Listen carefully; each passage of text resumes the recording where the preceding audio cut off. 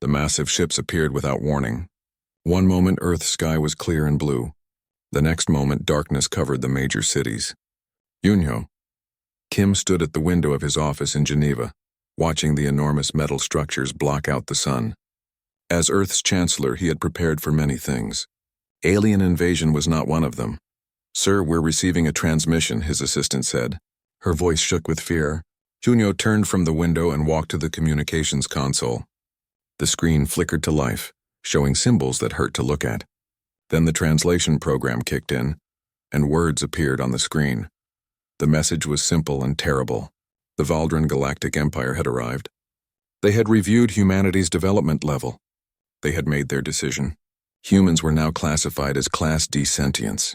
This meant only one thing: slavery. The Empire gave Earth 72 hours to surrender all weapons and prepare for processing.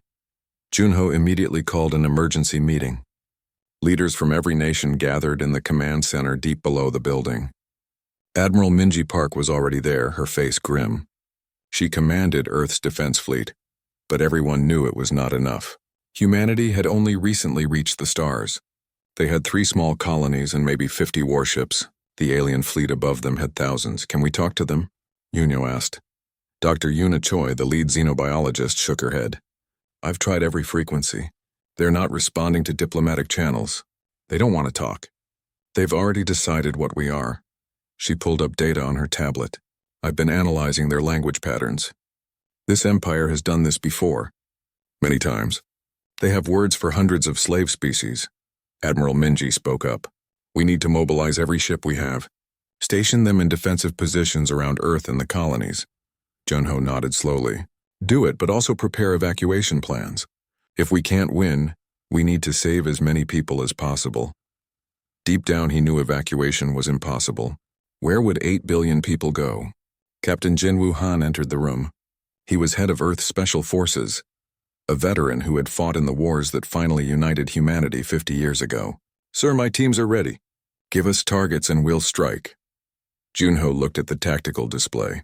The alien ships were huge, each one the size of a city. "Not yet, Captain. First, we try to understand them. Then we fight if we must." Junho sent another message to the aliens. He offered peace. He offered technology exchange. He offered cooperation. The response came 6 hours later. It was not words this time. It was action. Earth's largest orbital station, home to 15,000 people, simply exploded.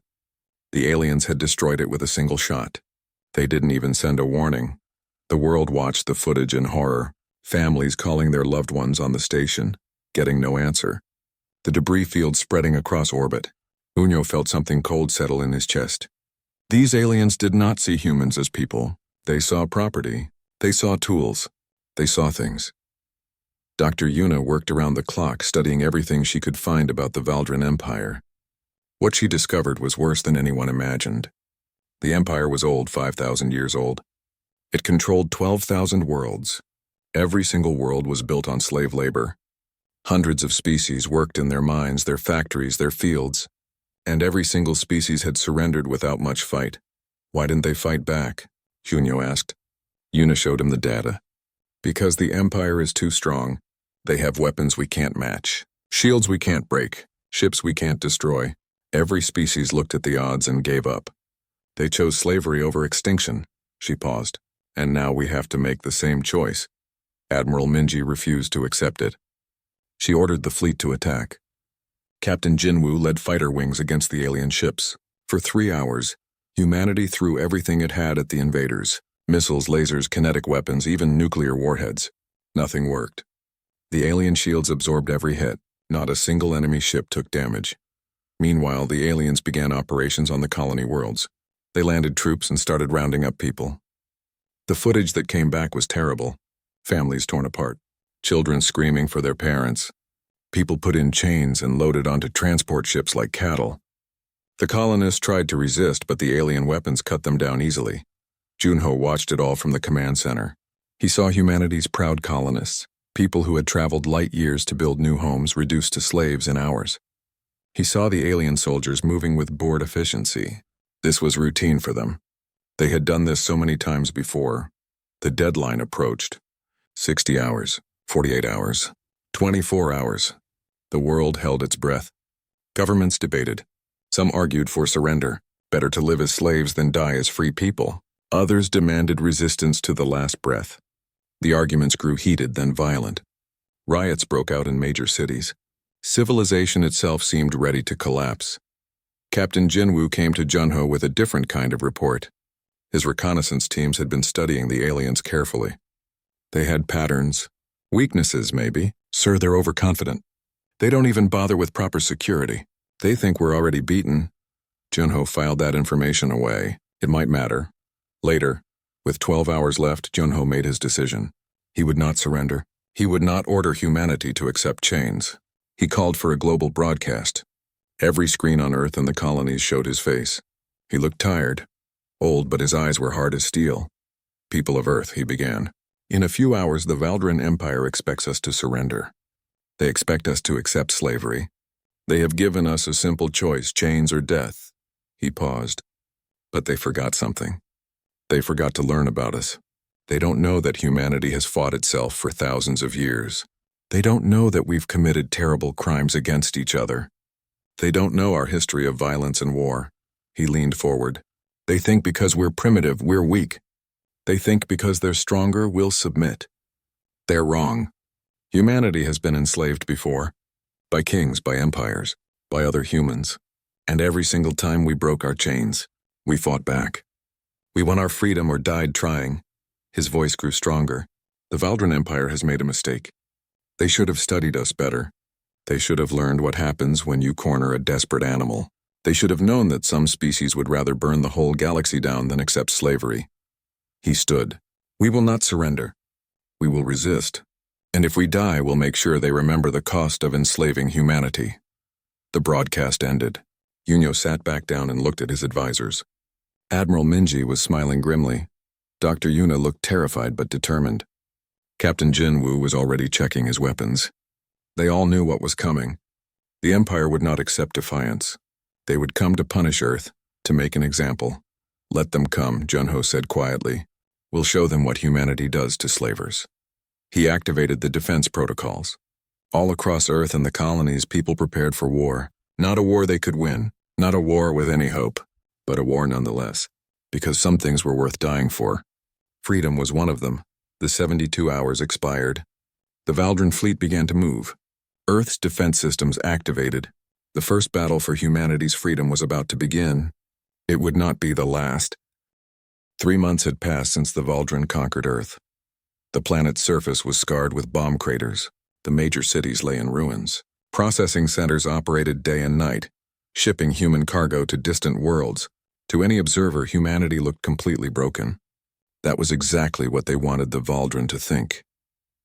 Deep beneath the mountains of Norway, Admiral Minji Park walked through tunnels carved from solid rock. The underground complex stretched for miles, hidden from Valdran sensors. Thousands of people lived and worked here, building weapons, training soldiers, planning revenge. This was just one of 50 such bases scattered across Earth. She entered the command center where Chancellor Junho Kim waited. Everyone believed he died in the first bombardment. His death had been broadcast on every screen. But it was a lie, a carefully staged deception.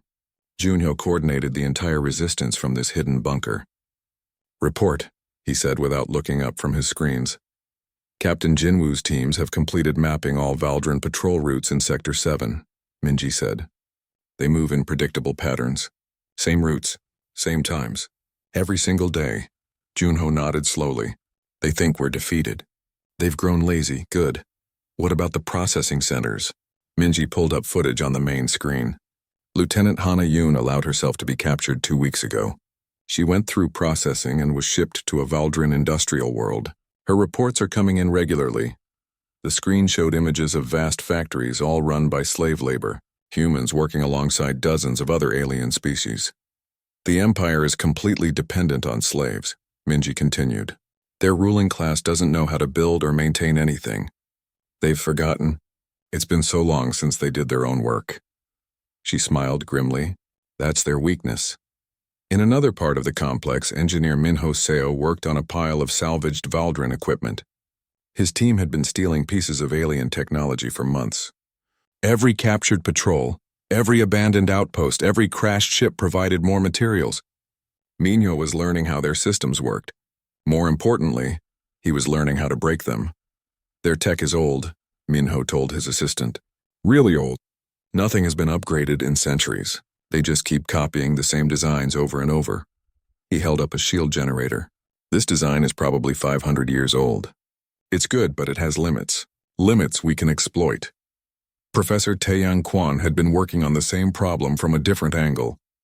He was a physicist specializing in energy systems. For 3 months, he studied every scan of Valdrin shields they could get. He ran thousands of simulations. And finally, he found it. The weakness.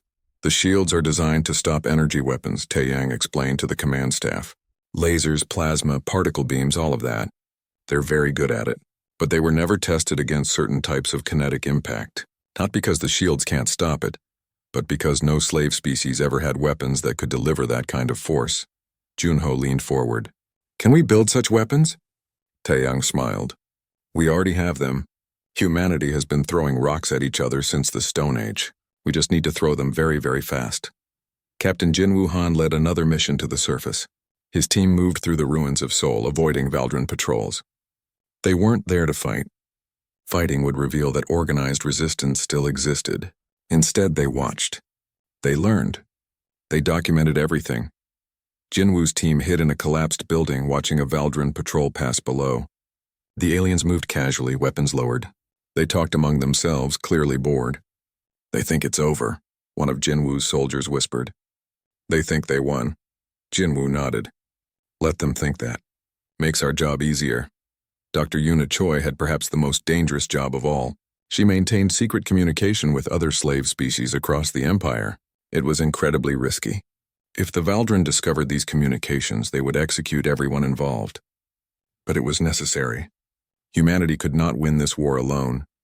Yuna spoke with representatives from the Keldri, a species enslaved 300 years ago. With the Thren, taken 500 years back. With the Marathi, who had been slaves for over 1,000 years. Every species had the same story. The Valdrin came. They were too strong.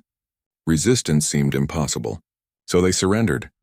But you didn't surrender, a Keldri contact said during one transmission. Your species is still fighting, how? Yuna thought carefully before answering. Because we know something you don't.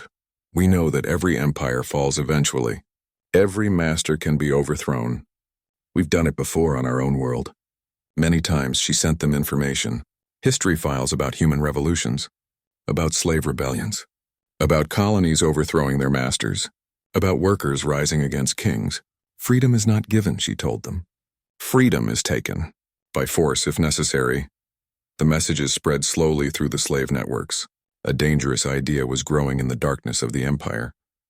Meanwhile, hidden in asteroid fields and abandoned mining stations, other humans worked on bigger projects. Engineer Minho's designs were being turned into real weapons. Shipyards that the Valdrin didn't know existed were building new vessels. These weren't ships like humanity had before. These were warships designed specifically to fight the Empire. Lieutenant Hana Yoon sent back detailed intelligence from inside the Empire. She worked in a factory alongside other slaves. The Valdrin guards barely watched them. Why would they? Where would slaves run to? What could they do?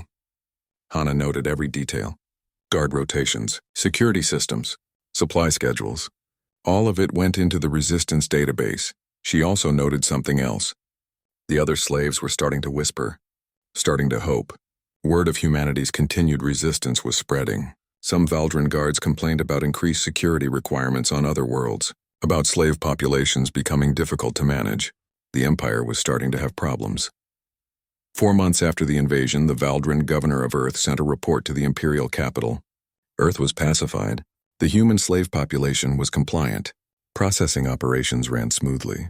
No resistance activity detected. The report was filed and forgotten. The Empire had conquered thousands of worlds. Earth was just one more. But in the underground bases, something else was happening. The resistance was growing stronger. They had weapons now, real weapons that could hurt the Valdrin. They had intelligence about the Empire's weaknesses.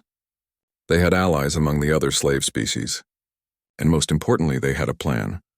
Admiral Minji stood before a holographic display showing Earth and its surrounding space. Red dots marked Valdran positions. Blue dots marked resistance forces. There were a lot more blue dots than there used to be. "We're almost ready," she told Junho. "Another 2 months of preparation and we can begin operations." Junho studied the display. Operation Prometheus. He touched several points on the map. Simultaneous strikes across all major Valdran installations. "We hit them everywhere at once. They won't know what's happening until it's too late." He looked at his commanders. "This is not about winning, not yet. This is about showing them that we're not defeated. That we never will be." Captain Jinwoo checked his equipment. His teams were ready. Engineer Minho had completed the first batch of new weapons. Professor Taeyang had mapped out the exact frequencies needed to collapse Valdran shields. Dr. Yuna had established contact with resistance cells on 40 different worlds. Everything was in place. The long night of Earth's occupation was ending. The Valdran had no idea what was coming. They still believed humanity was broken. They still thought the war was over.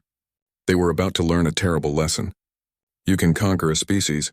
You can occupy their worlds. You can put them in chains. But you cannot break the human spirit. And when that spirit finally strikes back, empires burn. Operation Prometheus began at exactly midnight Earth time. Across 12 different star systems, human resistance forces struck simultaneously. The Valdran were drinking, sleeping, or bored at their posts. They had no warning. No time to prepare. The humans hit them like lightning from a clear sky. On Earth, Captain Jinwoo Han's teams emerged from their hiding places. They moved through the darkness toward the massive processing center in what used to be London. The Valdran guards were half asleep. They didn't see the humans until it was too late. Jinwoo soldiers used the new weapons Engineer Minho had built. The plasma lances burned through Valdran armor like paper. The guards fell without firing a shot. Jinwoo's team rushed inside the processing center. Thousands of humans waited in holding pens scheduled for transport. They stared in shock as armed resistance fighters cut through the locks. "Move!" Jinwoo shouted. "Everyone out!" Follow the markers to the evacuation points. Similar scenes played out across Earth. In Beijing, Mumbai, Rio de Janeiro, Lagos. Every processing center was hit at the same time. The Valdran garrison forces tried to respond, but they were scattered and confused. Commander Eunji Lim led the assault on the main military base outside Geneva. Her forces had been studying the base for months. They knew every weak point. The attack was perfect. Eunji's teams cut power to the base's shield generators. Then they hit the ammunition storage with precision strikes. The explosions lit up the night sky. Valdran soldiers rushed out of their barracks in confusion. They ran straight into carefully prepared ambush positions. The battle was over in 20 minutes. In space above Earth, pilot Suna Kang commanded the Defiance, humanity's first new warship. It had been built in secret, piece by piece, in a hidden asteroid base. The ship was small compared to Valdran vessels, but it carried scientist Do-hyun Park's new weapons, the plasma lances that could do the impossible. They could break Valdran shields. Suna brought the Defiance out of the asteroid field at full speed. A Valdran destroyer detected them and opened fire. Suna dodged the incoming shots with hard maneuvers that would have killed a less experienced pilot. She brought her ship into range and fired. The plasma lance struck the destroyer's shields at the exact frequency Professor Taeyang had calculated. The Valdran shields collapsed. For the first time in 5,000 years, their perfect defense failed. Suna fired again, this time hitting the destroyer's hull. The ship broke apart in a brilliant explosion. Other Valdran vessels moved to intercept, but more human ships were emerging from hiding. The space battle had begun. Admiral Minji Park coordinated everything from her underground command center. Screens showed reports from all over Earth and the nearby systems. Green indicators meant successful operations. Red meant trouble. So far, everything was green. Phase 2, she ordered. All units, begin liberation operations. On the Valdran industrial world where Lieutenant Hana Yoon had been sent as a slave, the signal came through. She gathered the resistance cell she had secretly organized. They had been waiting for this moment. Hana led them to the factory's armory. The guards were watching news feeds about the attacks on Earth. They never saw the slaves coming. Within an hour, every slave on the planet was armed. The Valdran tried to lock down the cities, but it was too late. Millions of slaves, human and alien, poured into the streets. The Valdran garrison numbered only a few thousand. They were overwhelmed completely. By morning, the planet was free. Dr. Yuna Choi watched it all from Earth with tears in her eyes. Her contacts across the Empire were sending messages. The slave species were rising. Not just humans, everyone. The Keldry had seized their factories. The Thren had taken control of their mining operations. The Morathi had overthrown their overseers. The Empire was burning from within. The Valdran military tried to respond, but they faced a nightmare. Rebellions on 60 different worlds. Supply lines cut. Communication networks jammed. Their forces were designed to intimidate and control, not to fight actual wars. They had forgotten how to fight. 5,000 years of easy dominance had made them weak. Chancellor Junho Kim made his broadcast from Earth's new free government building. The entire galaxy would hear this. He spoke directly to the Valdran Empire's communication systems, his signal hacked into every channel. "We are humanity," he said. "You declared us slaves. You destroyed our homes. You took our people, and you thought we would accept it." His voice was calm but hard as iron. "You made a mistake. You assumed we were weak because our technology was primitive. You assumed we would surrender because others did. You forgot to ask why we fight. You forgot to learn what humans do to those who try to enslave us." He paused. "We break them." On screens across the Empire, humans could see the footage. Valdran ships burning. Processing centers in flames. Slaves fighting their masters and winning. Junho continued. "To every species watching this, we have a message. You are not powerless. You are not weak. Your masters remain in power only because you accept it. We're showing you that rebellion is possible. Join us, fight with us. Take back your freedom." The Valdran Empress received the broadcast in her palace on the imperial capital world. She watched humans defeating her soldiers. She saw her processing centers destroyed. She saw her perfect empire cracking apart. Rage filled her. She had ruled for 200 years. Never had anyone defied her like this. She summoned her military commanders. "Prepare the core fleet," she ordered. "Every ship, every weapon. I want Earth reduced to ash. I want every human colony destroyed. I want their species erased from existence." The commanders bowed and left to carry out her orders. The core fleet was the Empire's greatest weapon. 3,000 warships, the oldest and most powerful in the galaxy. Back on Earth, Admiral Minji received intelligence about the core fleet's mobilization. She called an emergency meeting. Junho listened to the reports with a grim face. 3,000 ships, he said quietly. "Even with our new weapons, we can't match that." Around the table, his commanders were silent. They had won the first battle. But the war was far from over. Captain Jinwoo spoke up. "We can't match them ship for ship. But we don't have to. We know their weakness now. They're predictable. They attack in formation. They follow standard tactics. They haven't had to adapt in thousands of years." He looked at Minji. "We can use that." Engineer Minho added, "We have other weapons in development, not just plasma lances. We've been working on kinetic systems, mass drivers that can launch projectiles at near light speed. The Valdran shields can't stop solid matter moving that fast." He pulled up designs. "We can turn asteroids into bullets. Every rock in the solar system becomes a weapon." Junho looked at his team. These people had led humanity through its darkest hour. They had organized resistance when all seemed lost. They had struck back when everyone thought Earth was defeated. Now they faced the Empire's full might. "How long until the core fleet arrives?" he asked. 3 weeks, Minji answered. 3 weeks to prepare. 3 weeks to build defenses. 3 weeks to get ready for a battle that would decide humanity's fate. Junho stood. "Then we have 3 weeks to show the Valdran Empire why they should have left us alone. Get to work. Every human, every ally, every resource we have goes into preparation. When they arrive, we'll be ready." The meeting ended. People rushed to their tasks. Earth's cities, ruined just days ago, now buzzed with activity.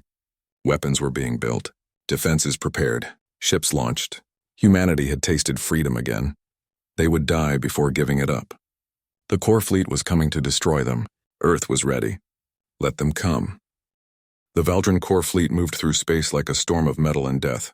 3,000 warships, each one larger than anything humanity had ever built.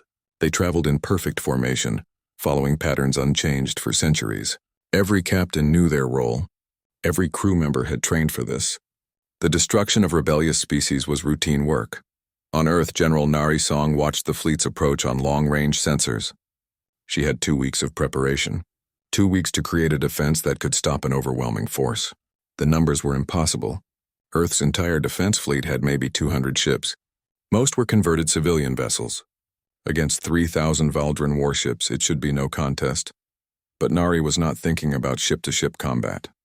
She was thinking about the solar system itself. Engineer Hyun Bae stood beside her, showing her his work. Every asteroid in the belt has been fitted with engines, he explained. Small ones, barely detectable. We can move them into the core fleet's path. He smiled grimly. Turn the whole solar system into a minefield. Nari approved the plan immediately.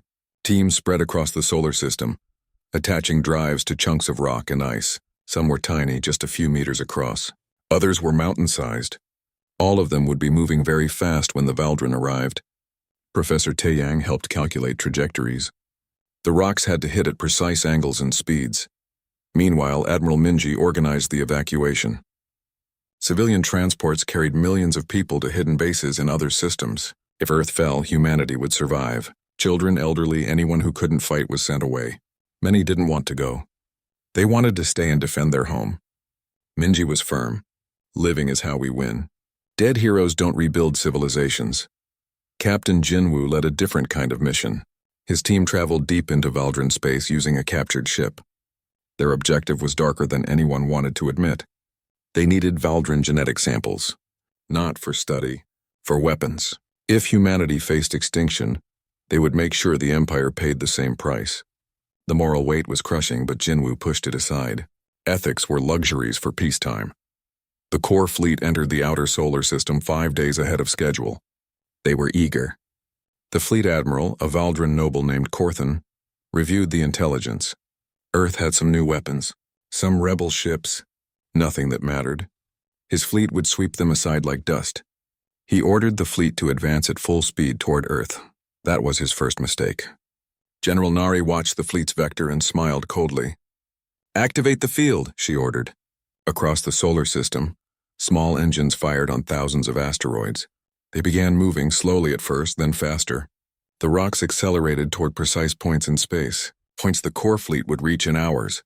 The Valdran sensors detected some of the rocks, but not all. The asteroids were cold, dark, and moved on natural-looking trajectories. The fleet's computers flagged them as minor hazards and plotted courses around the largest ones. No one was worried. Space was big.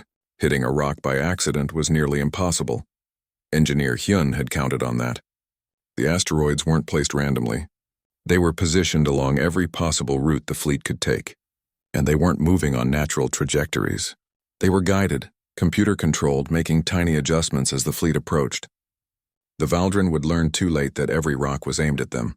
The first impacts came without warning. Chunks of rock moving at incredible speeds struck the fleet's forward elements. The Valdran shields, designed to stop energy weapons, did nothing against solid matter traveling so fast. Ships simply exploded. One moment they existed. The next, only debris remained. Admiral Korthan stared at his screens in shock. Dozens of ships gone in seconds. More impacts followed. His fleet was flying into a storm of rocks, all moving faster than anything that size should move. Evasive maneuvers, he shouted. But there was nowhere to go. The asteroids were everywhere. Ships broke formation trying to dodge. They crashed into each other. More asteroids struck from unexpected angles. The perfect Valdran formations dissolved into chaos. Korthan tried to order a retreat, but the rocks were behind them too. Hyun had predicted every escape route and blocked them all. The core fleet was trapped in a killing field. Commodore Soman Choi led Earth's defense fleet into the chaos. Her ships were converted civilian vessels, but they were fast and maneuverable. Each one carried plasma lance weapons. They darted between the massive Valdran warships, firing at point-blank range. The Valdran tried to fight back, but they couldn't track targets in the asteroid storm. Pilot Suna Kang commanded the Defiance again. She had survived the last battle and earned a promotion. Now she led a squadron of fighters through the burning wreckage. Her target was the core fleet's flagship, where Admiral Korthan directed the battle. It was the largest ship in the fleet, supposedly unsinkable. Suna brought her ship in fast, dodging fire from the flagship's defensive guns. Her squadron followed close behind. They fired plasma lances at the ship's shields, targeting the exact weak points Professor Taeyang had identified. The shields flickered and failed. For a moment, the flagship was defenseless. Suna made her decision in a heartbeat. She aimed her ship straight at the flagship's reactor section and locked the controls. "All hands evacuate," she shouted to her crew. They rushed to the escape pods. Suna stayed at the helm until the last second, making sure the trajectory was perfect. Then she hit the eject button. The Defiant struck the flagship at full speed. The impact breached the reactor containment. For a moment, nothing happened. Then a new sun bloomed in space. The explosion consumed the flagship and every ship within 50 kilometers. Suna's escape pod tumbled away from the blast, its shields barely holding. Rescue ships picked her up an hour later. With their flagship destroyed and their formation shattered, the core fleet broke. Individual ships tried to escape. Some made it out of the solar system. Most didn't. Admiral Minji ordered every available weapon fired. Earth's mass drivers launched streams of metal at the fleeing ships. More asteroids, accelerated to impossible speeds, hunted down stragglers. Dr. Yuna Choi broadcast to the remaining Valdrin ships. She offered them surrender terms. Immediate withdrawal from all occupied systems. Recognition of humanity and all rebel species as sovereign. The Valdrin captains refused. They would rather die than surrender to slaves. So they did. Earth's forces destroyed them systematically. When the battle ended, fewer than 200 Valdrin ships remained. They fled toward the Empire's core territories, carrying news of their defeat. Behind them, Earth's defenders counted their losses. 50 human ships destroyed, 3,000 crew members dead. But they had won. The core fleet, undefeated for 5,000 years, was gone. Chancellor Junho made another broadcast. This time the entire galaxy was watching. He stood in the ruins of Geneva, where the Valdrin had once ruled. Behind him, human workers were already rebuilding. "The Valdrin Empire sent its greatest fleet to destroy us," he said. "We destroyed them instead." He looked directly into the camera. "To every enslaved species watching this, we have proven something. The Empire is not invincible. Their weapons can be beaten.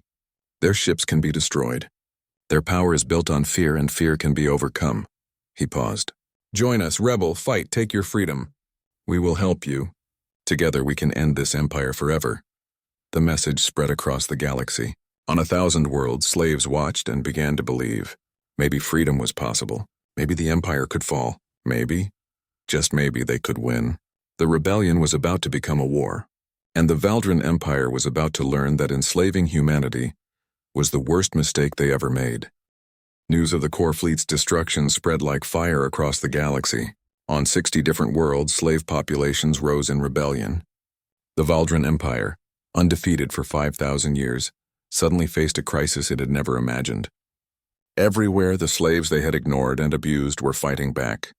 The Empire's iron grip was weakening. Ambassador Wu Jin Li traveled to 17 liberated worlds in 3 months. His mission was critical. Build an alliance, unite the rebels, turn scattered uprisings into an organized force. He met with leaders of the Keldri, a species with advanced sensor technology, with the Thren, who controlled vast industrial facilities, with the Marathi, experts in biological sciences. Each species brought different strengths to the table. The Keldri could detect Valdrin ships from incredible distances. The Thren could build weapons and ships faster than anyone. The Marathi understood biology in ways that could help treat injuries and disease. Together they were formidable. Wu Jin helped forge them into the Coalition of Free Worlds. Dr. Yuna Choi served as chief diplomat. Her understanding of different species made her invaluable. She helped resolve conflicts before they became problems. When the Keldri and Thren argued over resource distribution, Yuna found a compromise. When the Marathi felt excluded from military planning, she ensured their voices were heard. Unity was fragile. She protected it carefully. Meanwhile, Intelligence Director Jisoo Nam ran operations that the public would never know about. Her agents infiltrated Valdrin supply networks and sabotaged shipments. Critical components disappeared. Food meant for garrison forces spoiled. Fuel tankers exploded mysteriously. The Empire's logistics were falling apart and they couldn't figure out why. Jisoo's teams also targeted Valdrin leadership. Military commanders died in accidents. Noble houses received false information that turned them against each other. Communication systems were hacked to spread disinformation. Every operation was designed to create maximum chaos while leaving no evidence. The Valdrin suspected sabotage but could never prove it. Fleet Admiral Sungmin Ko commanded the coalition's growing navy. Human ships fought alongside Keldri scouts and Thren cruisers. The fleet was diverse and unpredictable. Valdran tactics, perfected over centuries, didn't work against them. The coalition ships moved in unexpected ways. They attacked from strange angles. They used strategies the Empire had never seen. Captain Jinwoo led vanguard forces and lightning raids on Imperial shipyards. His teams struck fast and disappeared before reinforcements arrived. They destroyed construction facilities and stole technology. Engineer Minho Seo studied everything they captured. Within months, coalition ships were using improved versions of Valdran weapons combined with human innovations. The Empire tried to respond with brutality. The Empress ordered the execution of millions of slaves as punishment for rebellion. The massacres were broadcast across the galaxy as a warning. But the strategy backfired. Instead of terrifying people into submission, it hardened their resolve. More species joined the coalition. Even some Valdran border systems defected. Admiral Minji Park proposed the boldest operation yet. A direct assault on the Imperial capital system. Not to conquer it, not to destroy the planet, but to prove a point, to show the Valdran that nowhere was safe, that their power was illusion. Chancellor Junho approved the plan immediately. It was dangerous. It was audacious. It was necessary. The coalition fleet gathered in secret. Over 500 ships from 24 species. Admiral Sungmin commanded the human forces. Keldry captains led the scouts. Thran admirals directed the heavy cruisers. They jumped into hyperspace together, heading straight for the heart of the Empire. The fleet emerged from hyperspace directly above the Valdran homeworld. Billions of citizens looked up to see hundreds of rebel ships in their sky. Panic spread through the capital city. The defense fleet scrambled to respond. But the coalition was already in position. Admiral Minji gave the order. Engage! The battle raged for 6 hours. It was broadcast across the galaxy on every available channel. The Valdran defenders fought desperately to protect their homeworld. The coalition forces attacked with precision and fury. Ships burned. Weapons fired. But the coalition never targeted the planet itself. They never threatened civilians. This was about military power, not genocide. When the coalition fleet withdrew, they had accomplished their mission. They had proven they could reach the Empire's heart whenever they wanted. The Valdran military couldn't stop them. The myth of imperial invincibility died that day. Across the galaxy, more worlds rose in rebellion. The Empire was collapsing. Chancellor Junho made one final broadcast to the Valdran Empress. His terms were simple. Stop all slave-taking operations immediately. Recognize coalition sovereignty. Pay reparations for the species they had enslaved. The alternative was total war until the Empire was dust. He gave her 30 days to respond. The Empress's response was defiant. The Empire would never negotiate with slaves. Never surrender. Never compromise. She ordered her remaining forces to prepare for a final offensive. Every ship, every soldier, every weapon. The Empire would win or it would burn. There would be no middle ground, but the Empire was already fracturing from within.